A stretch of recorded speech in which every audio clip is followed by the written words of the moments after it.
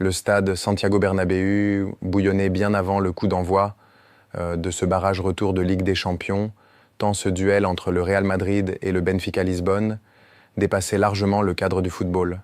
Marqué par la violente polémique raciste du match aller et les accusations portées par Vinicius Junior, la rencontre s'est ouverte dans une atmosphère de tension extrême sous la surveillance étroite de l'UEFA. Dans les tribunes, le public madrilène affichait un soutien indéfectible à son attaquant brésilien, tandis que l'absence de Gianluca Prestiani, suspendu à titre conservatoire, rappelait à chaque instant la gravité des incidents survenus au Portugal.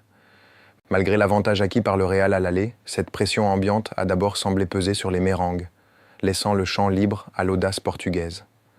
Dès la 14e minute, le Benfica de José Mourinho a jeté un froid polaire sur la capitale espagnole en ouvrant le score par l'intermédiaire de Rafa Silva, remettant ainsi les deux équipes à égalité parfaite sur l'ensemble des deux confrontations.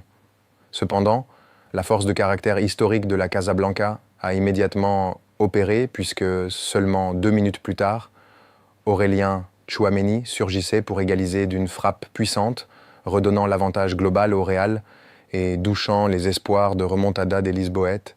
Cette égalisation rapide a ouvert une phase de jeu plus tactique et disputée, où le Real, pourtant privé de Kylian Mbappé blessé au genou, a dû batailler ferme face à un adversaire héroïque.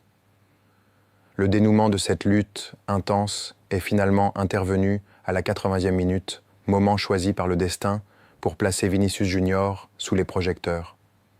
L'attaquant brésilien, au centre de toutes les attentions médiatiques depuis une semaine, a inscrit le but de la victoire, scellant définitivement le sort du match. Sa célébration pleine de joie a sonné comme une réponse sportive et cinglante aux insultes reçues à l'aller, transformant la pelouse du Bernabéu en un véritable théâtre de justice. Grâce à ce succès final, le Real Madrid assure l'essentiel en se qualifiant pour les huitièmes de finale pour la 29e saison consécutive, un record absolu qui confirme sa domination continentale.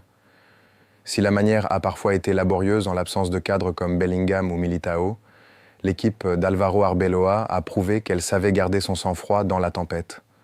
Le club espagnol attend désormais avec impatience le tirage au sort de vendredi, avec la perspective d'un affrontement titanesque contre Manchester City ou le Sporting Portugal pour la suite de son épopée européenne.